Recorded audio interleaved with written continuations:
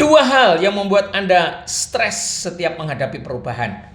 Padahal perubahan itu niscaya, apalagi di zaman digital seperti ini, perubahan sangat cepat. Aplikasi yang kemarin saja belum dikuasai, sudah ganti aplikasi lagi. Ya, begitulah ya kira-kira. Jadi setiap ada perubahan kita stres. Nah, dua hal itu apa yang membuat kita menjadi stres? Yang pertama adalah trauma masa lalu. Dulu pernah ada kejadian pada diri kita, ya, ketika ada perubahan pelanggan marah-marah, ketika ada perubahan laporan menjadi lambat, dimarahi bos, itu menjadi trauma tersendiri. Itu yang pertama ya. Yang kedua adalah memang dasarnya kita nggak suka berubah. Kita itu kalau sudah mapan itu apa ya? Kalau sudah terbiasa begitu jadi PW untuk berubah. Karena berubah itu repot, berubah itu sakit. Nah, jadi dua macam itu ya. Yang pertama karena pernah terjadi trauma masa lalu. Yang kedua adalah perubahan itu terasa memang capek, menyakitkan, merepotkan. Dan kedua-duanya Anda bisa bersihkan dengan teknik kreatif trauma cleansing. Manfaatnya apa? Manfaatnya adalah Anda akan welcome terhadap perubahan. Kalau Anda welcome terhadap perubahan, maka Anda akan mau belajar, tidak menolak. Karena perubahan itu pasti belajar lagi. Kalau Anda sudah menolak jadi berat, kerja itu jadi stres. Tapi kalau Anda welcome, oke, saya siap berubah, maka Anda mau belajar. Dan kemudian pekerjaan jadi ringan.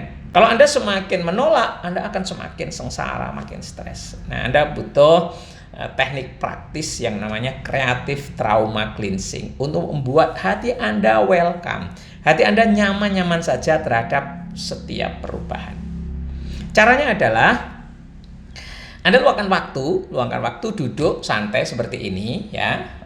Terus kemudian keluarkan perasaan buruk yang berkaitan dengan perubahan, mungkin trauma masa lalu, atau mungkin perasaan Anda merasa, waduh kok berubah lagi.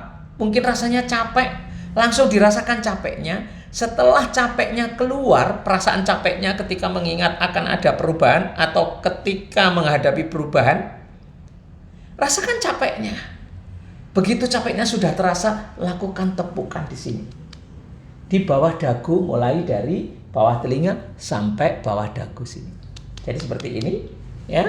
Di pangkal telapak tangan ini nyentuh dagu, kemudian di ujung jari ini, dari tengah ini adalah menyentuh bawah telinga. Jadi seperti ini. Areanya ini.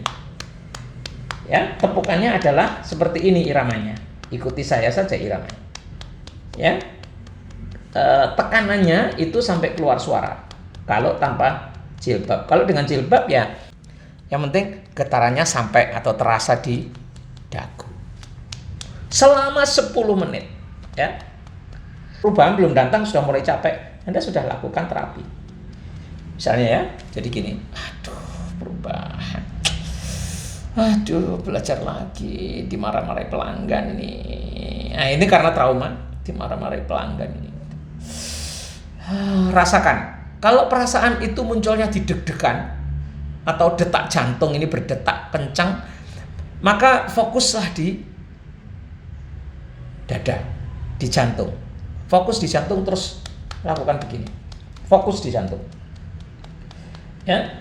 Kalau capeknya itu ada di kepala, capek loading gitu, mikir, ya, overthinking gitu, ya fokus di overthinkingnya sambil ditepuk-tepuk. Begini terus, fokus di satu perasaan, fokus terus. Capek, dimarahi pelanggan lagi gitu. Tepuk-tepuk ya sampai 10 menit. Kalau capek ganti tangan. Dimarahi pelanggan lagi, dimarahi pelanggan. Aduh, dimarah-marahi pelanggan lagi, belajar lagi, dimarahi pelanggan lagi. Terus ya. Sambil diingat-ingat kalau ada peristiwanya, sambil diingat-ingat peristiwa yang paling buruk yang dulu pernah dimarah-marahi pelanggan, traumanya. Oke. Iya, meskipun aplikasinya belum datang, tapi begitu berita itu sudah datang, Anda sudah teringat lagi trauma masa lalu dan itu bikin capek. Terus sampai 10 menit. Nah, istirahat setelah 10 menit istirahat. biasanya setelah 10 menit perasaan capek itu atau perasaan takut trauma masa lalu itu hilang. Kalau toh masih tersisa, Anda bisa ulangi lagi. Bisa langsung atau bisa nanti siang atau nanti sore. Ya, dan bisa dilakukan sehari 3 kali. Sampai tuntas semua perasaan, mungkin perasaan takut dimarahi pelanggan, perasaan takut dimarahi bos, perasaan capek suruh belajar lagi.